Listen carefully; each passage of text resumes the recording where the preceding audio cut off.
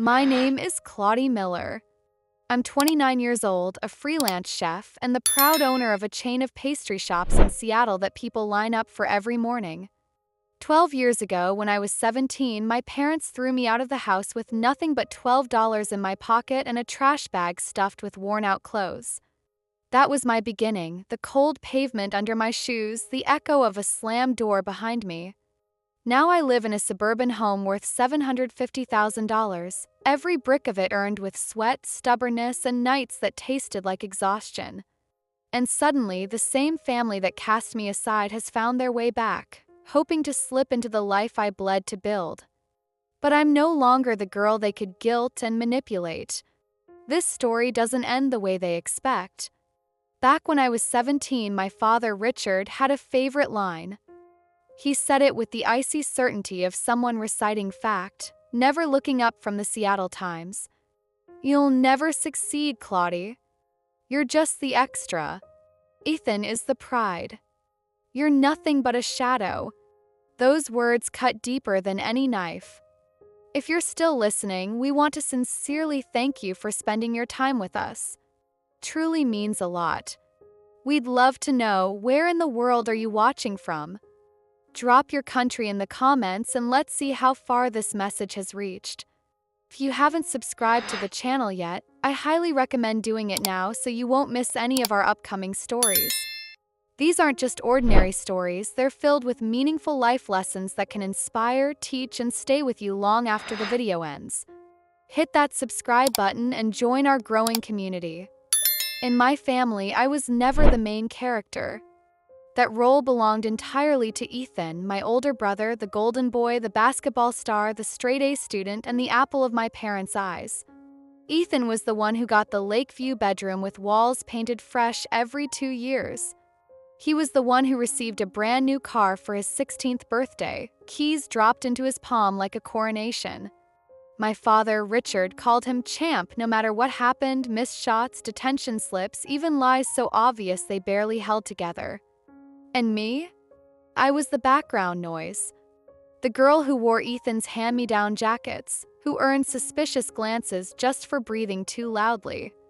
The one who got lectures for daring to exist outside the narrow lines they drew.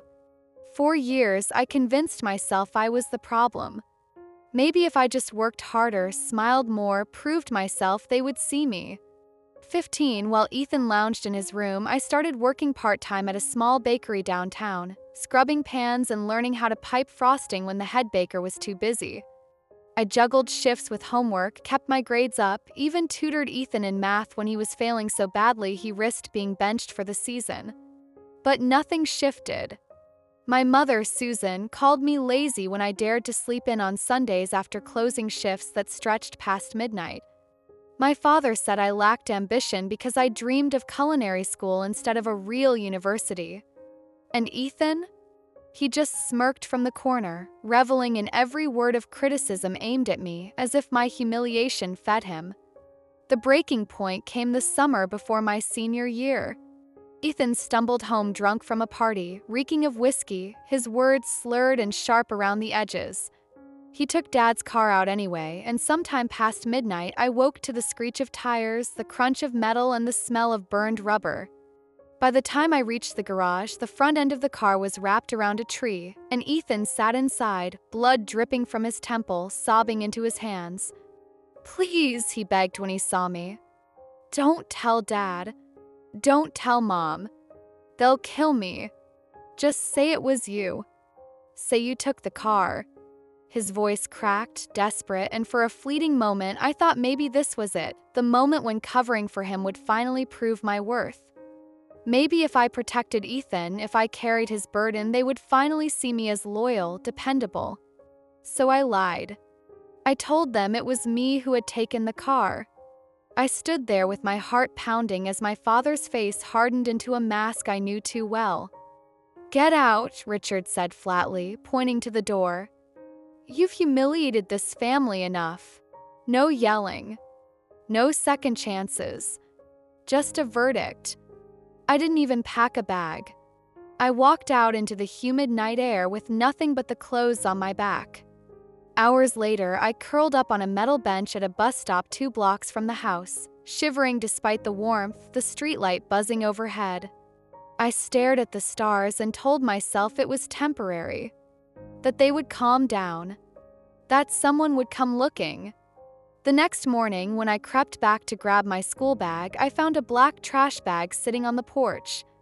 Inside were my clothes, folded badly, shoved in as if I were already forgotten. On top was a note scrawled in my father's handwriting. "Take care of yourself. Learn something from this." I held the paper until it crumpled in my palm. My chest was hollow, my throat raw from holding back tears. No one asked where I had slept. No one reached out.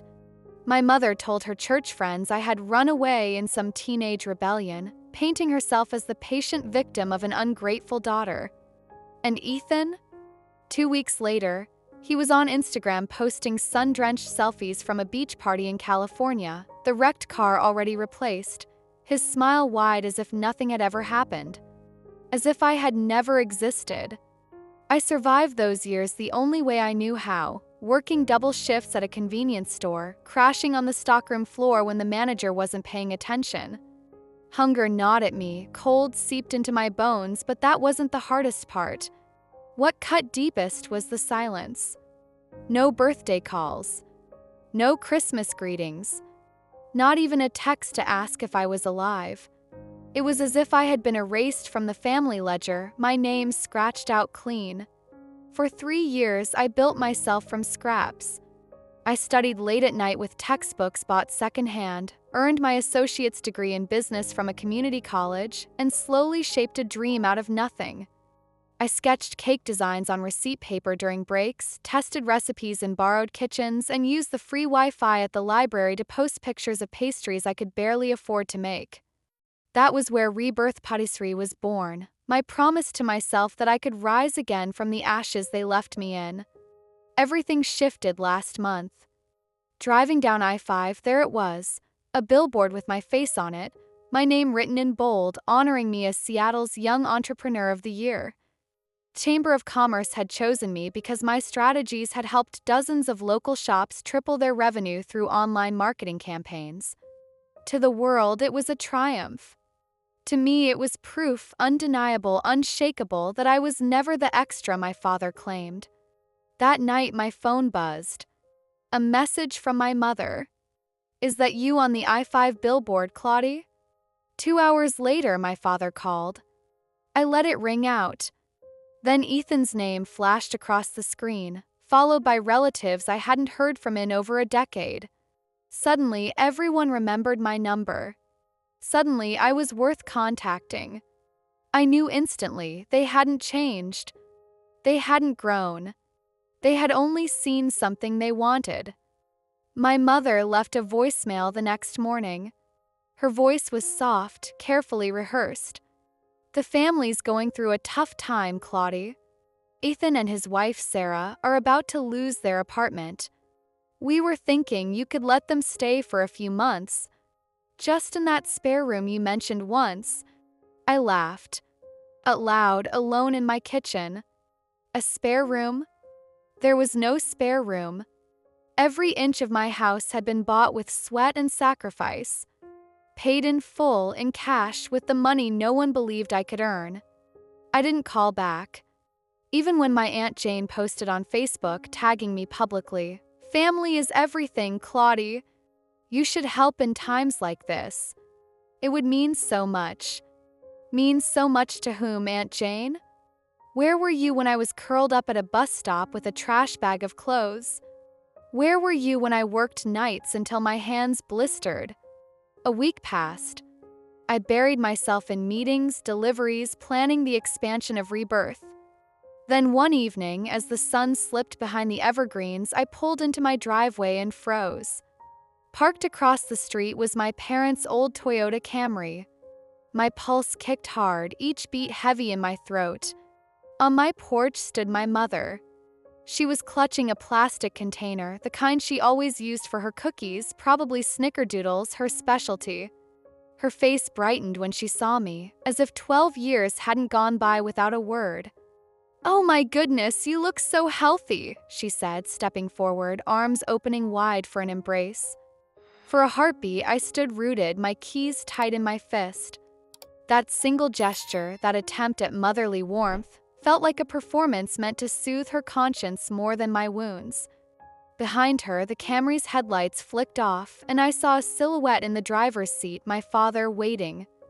The cookies trembled slightly in her hands as she added, "I thought we could talk, Claudy, as a family." But I was no longer the girl who once believed silence meant love withheld. I had learned that silence was a choice, and they had chosen it for years. I didn't move. I just stood there, studying my mother as if she were some stranger who had wandered onto my porch by mistake. Her hair was grayer now, her face drawn with lines, but it wasn't age that made her unfamiliar, it was distance. It was the years of silence. "What are you doing here?" I asked finally, my voice flat. She forced a smile, the kind people wear when they're trying to smooth over something jagged. "I wanted to see you, Claudy. It's been too long." I didn't return her smile. "Is Ethan okay?" I asked, slicing through the pretense. Her expression flickered. The smile slipped away like a mask dropping. "He and Sarah lost their apartment," she said, voice low. "They fell behind on rent and Sarah's due soon. Your father and I thought maybe they could stay here for a few months, just until things get better." The laugh burst from me before I could stop it. Sharp, bitter, too loud in the quiet street. "You kicked me out with a trash bag and a note," I said slowly, each word deliberate. "I begged you to listen, to believe me, and you told me to learn something from this. And now you want me to open my home for the son you chose over me?" She flinched as if my words had slapped her. For a second, there was naked surprise in her eyes. Then she whispered, "It was complicated back then. I only did what I thought was right."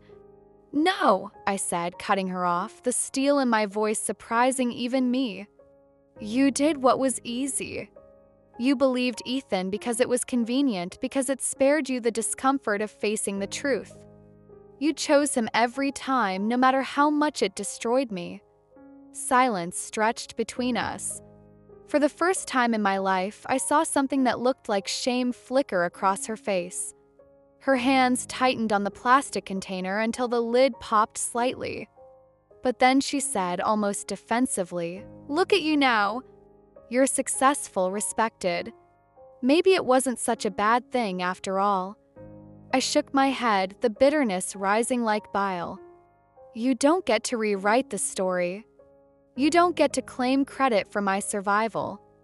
I built this life in spite of you, not because of you."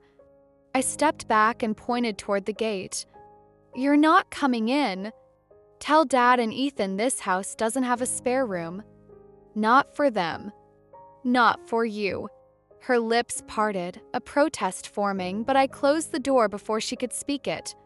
The sound of the latch sliding into place felt final, like nailing shut a coffin. For a long moment, I stood there with my hands still on the doorknob, my chest rising and falling too fast. Side, I could hear her footsteps retreating, then the creak of the Camry's door. And then silence again, but a different kind this time. A silence of boundaries. That night, sleep wouldn't come. I lay in bed staring at the ceiling, my mind a restless churn. A shadow of guilt flickered inside me. Was I being too harsh? Should I have opened the door just once to let her explain?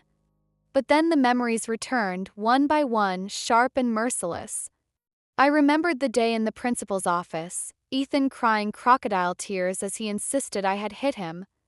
I remembered the way my mother's face crumpled in anguish for him, her arms wrapping around his shoulders as if he were the victim. Not once did her eyes meet mine with trust. Not once did she even consider that I might be telling the truth. I remembered being dragged out of that office, branded a liar, then thrown out of my home with nothing. I remembered the years of silence that followed, the empty holidays, the gnawing ache of being erased. No, I wasn't too harsh. I wasn't cruel. I was drawing the only line that should have been drawn years ago. I don't owe them anything. Not comfort. Not forgiveness. Not shelter. Still, as I lay there, my chest tight, I admitted one thing to myself. I didn't want revenge. I didn't want to hurt them. What I wanted was justice. For once in my life, I wanted the truth to matter. And maybe for the first time, I was strong enough to demand it. I spent an entire evening drafting the email. Not a rant, not a tantrum, just the truth laid out plainly, fact after fact. I addressed it to everyone in the family tree, aunts, uncles, cousins, the very people who had swallowed my parents' version of events for over a decade. I wanted them to know what really happened. I wrote about the night of the car accident, how Ethan, drunk and desperate, had begged me to take the blame, how my father had thrown me out with nothing more than a trash bag and a cruel note. I described the birthdays and Christmases I spent alone, the years of silence, the hollow ache of being erased. I even mentioned the box of cookies my mother had brought to my doorstep last week, a pathetic peace offering after 12 years of absence. And then I attached proof. Screenshots of Ethan's old messages, ones where he bragged about how easy it had been to get rid of Claudy, how no one questioned him, how convenient it was to have me take the fall. I knew words could be dismissed, but evidence carried weight. When I hit send, my heart pounded in my chest, but I wasn't afraid. For the first time, I felt something close to liberation. The responses came faster than I expected. Within an hour, my phone lit up like a slot machine. From Aunt Mary, "Is this true, Claudy?" I swear I had no idea. "I'm so sorry." From Uncle Tom, "Your parents told us you ran away because you were on drugs. We believed them. God, I feel sick." From my cousin Rachel, "I always wondered why you disappeared. I thought you just didn't like us anymore. I'm sorry. You didn't deserve that." Each message was a tiny stone lifted off my chest. Not absolution, not a cure, but validation. People finally saw me. Then came the one that made my hands tremble. Sarah, Ethan's wife. "He told me you were unstable, that you attacked your mom once." I feel disgusting for believing him. I stared at her words, a strange mix of anger and pity rising inside me. She went on, "I read your email to him. He laughed at first, said you were just bitter. But then he got angry, grabbed my phone, started shouting. I'm 7 months pregnant, Claudy. I can't live like this anymore. I'm leaving tonight. Thank you." Your email opened my eyes. He manipulated me just like he manipulated you. I put the phone down, my pulse racing. For years, Ethan had been untouchable, the golden sun shielded by our parents' blind devotion. Now the cracks were showing. And it wasn't me swinging the hammer, it was his own wife. 3 days later, I stopped at my favorite cafe downtown. I was stepping into the parking lot with a latte in hand when I heard my name. "Claudy!" I turned. My stomach tightened. It was Ethan. He looked nothing like the champion my father used to parade around. His hair was greasy, his cheeks hollow, his Letterman jacket from high school hanging loose on his frame like a relic of a time he couldn't let go. He shuffled closer, the sour stench of beer wafting from him. "So," he said, his voice low and bitter, "you think you're better than me now, huh?" I didn't answer. I just watched him, waiting. "You've always played the victim," he sneered, stepping closer. "Poor Claudy, the forgotten daughter. Nobody cares about your sob story. Nobody ever did." My grip tightened on my keys, but my voice stayed steady. "You lied, Ethan. And you know it." He let out a short, harsh laugh. "So what? You turned out fine. Big house business, your face on a damn billboard. If I ruined your life so bad, why are you standing here in designer shoes? Stop complaining." For a moment, heat surged through me. I wanted to scream, to tell him about the nights I cried myself to sleep, the birthdays spent alone in borrowed rooms, the endless years of doubting my own worth. I wanted to unleash it all, to make him choke on the pain he'd caused. But then I saw it, the smirk on his face, the challenge in his eyes. He wanted drama. He wanted me to break. So I didn't. I stepped past him, calm and deliberate. I opened my car door and looked at him one last time. "You lied," I said softly. "And I rose anyway. Now you get to live with that." I slid into the driver's seat, started the engine, and pulled away. In the rearview mirror, I caught one last glimpse of him, standing alone in the parking lot, hunched and small, nothing more than a shadow of who he thought he was. For the first time, I didn't feel like the forgotten one. He did. That night at my grandmother's table, the world felt quieter than it had in years. The clinking of spoons against porcelain, the gentle hum of the old refrigerator, the lavender-scented air drifting through the open window, these were the sounds of home, the kind of home I had never truly known except in her presence. Grandma Margaret listened as I told her everything. About the email, the messages that followed, Sarah leaving Ethan, the threats from my parents. She didn't interrupt. She didn't offer excuses for them or hollow comfort. She simply held my hand, her palm frail yet steady, and said the words that still echo inside me. "You did well, Claudy. You spoke the truth." It was the kind of validation I had spent a lifetime yearning for. No theatrics. No conditions. Just truth met with truth. A week later, the letter arrived. My parents, ever so dramatic in their performances, had found a lawyer willing to put his name on their attempt at intimidation. The letter accused me of defamation, of damaging the reputation of the Miller family. I laughed out loud. Reputation?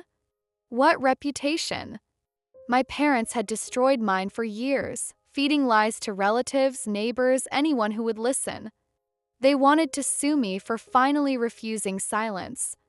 My lawyer, a calm, sharp woman named Denise, assured me it was nothing more than smoke and mirrors.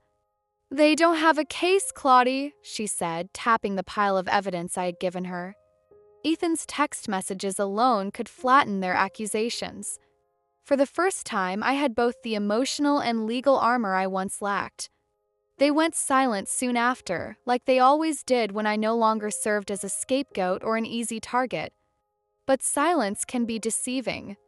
One evening, as I was washing dishes after dinner, there was a knock at the door. I hesitated. Knocks after dark rarely bring good news. When I opened it, I saw my father, thinner than I remembered, his shoulders hunched inside a worn sweater. In his hand, he clutched a plain envelope. "Your grandmother transferred her house to you," he said without looking up. His voice was flat, almost rehearsed. "She has stage 4 cancer. She didn't want you to know. Thought it would distract you." My world tilted. The words felt like stones thrown into my chest. Grandma, the only person who had stood by me, the one person who never turned away, was slipping away. We sat outside on her porch that night. The garden she had tended for years surrounded us, rows of lavender, rosemary, and marigold glowing softly under the porch light. She called it her living prayer. I didn't have words, so I held her hand in silence. 3 weeks later, she was gone. She passed away in my home with me beside her. Her final words were a whisper, so faint I had to bend close to hear. "Promise me, Claudy. Every spring, plant something new. That's how you begin again." I promised, though my throat was raw with grief. After the funeral, I discovered a wooden box beneath her bed. Inside were journals, carefully written in her study script. Page after page chronicled my life as she had seen it, the injustices, the neglect, the lies spun by my parents, the cruelty of Ethan. She had kept records, almost as though she knew one day I would need proof. At the bottom of the box was a notarized deed. The house was mine, legally transferred, with me as the sole heir. It wasn't just an inheritance. It was justice. The funeral itself was quiet, attended only by those who had truly respected her. But of course, my parents and Ethan showed up. Dressed in black, standing at the fringes of the crowd, they looked like shadows trying to masquerade as mourners. After the service, my mother approached me. She didn't look me in the eye, she never did, but her gaze lingered on the house and the people who had gathered around me. "Did she really leave everything to you?" she asked, her voice sharp beneath the veneer of grief. "Yes," I said simply. And for the first time, I met her eyes without flinching. That night, a letter appeared on my doorstep. It was from my parents, written in their dramatic, self-pitying style. They asked to stay at my home, claiming they needed a place to heal and overcome hardship. I sat down at my desk, the same one where Grandma had once helped me fill out college applications, and wrote my reply. "Dear Mr. and Mrs. Richard and Susan Miller, thank you for your interest in residing at 49 Maplewood Lane. Unfortunately, all available rooms are currently occupied by peace, dignity, silence, and the late-blooming scent of lavender. Therefore, we are unable to accommodate guests who have previously abandoned these values. May you find shelter in the choices you have made. Sincerely, Claudy Miller." I posted it online not to humiliate them but to affirm the truth. To my surprise, it spread like wildfire. Thousands of people shared it, adding their own stories, people cast out by their families, dismissed as failures, labeled as the extra. And yet, like me, they had survived. Many had thrived. In that moment, I realized my story wasn't just mine. It was ours. A week later, I planted a white rose bush in Grandma's garden. I named it Rebirth.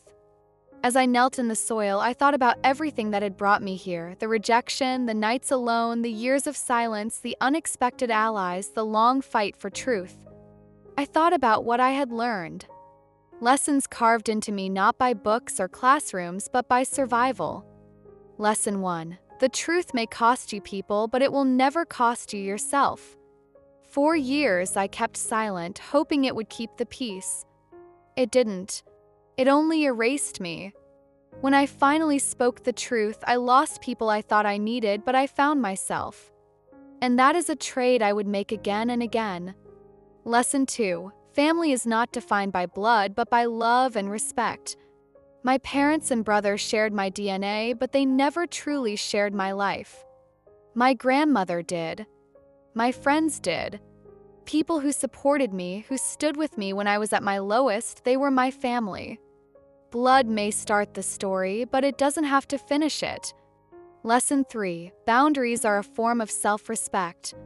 Saying no to my parents' request to move in wasn't cruelty. It was clarity. Boundaries aren't walls. They are doors you control, deciding who enters your peace and who doesn't. Lesson 4. Healing doesn't come from revenge, it comes from growth.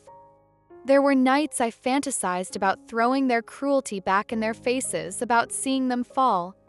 But revenge is a hollow meal. Planting rebirth, honoring my grandmother's wish, creating a new chapter, that's where healing lives. Lesson 5. You are not what others call you, you are what you choose to become. My father called me the extra. My mother called me a mistake. My brother laughed at me. But their words didn't define me. My choices did. My work, my perseverance, my courage, that is who I am. Now every spring I plant something new. Lavender, roses, even simple marigolds. Each one feels like a promise kept. Each one feels like a beginning. And to those listening now, to those reading my story, I want you to hear this clearly. You are not what they said about you. You are not the mistake they tried to make you believe you were. You are a survivor, a seed that can grow in places no one thought possible. If my story speaks to you, if you've ever been called the extra, the mistake, or the failure, I hope you take this with you. You are not alone. You are the author of your own story. And if you found strength in my journey, please like, share, and subscribe to this channel. Not for me, but for the thousands of voices like mine, the ones that need to be heard, the ones who need to know they matter. 'Cause together we are not extras. We are the roots of something new. And that is the truest rebirth of all.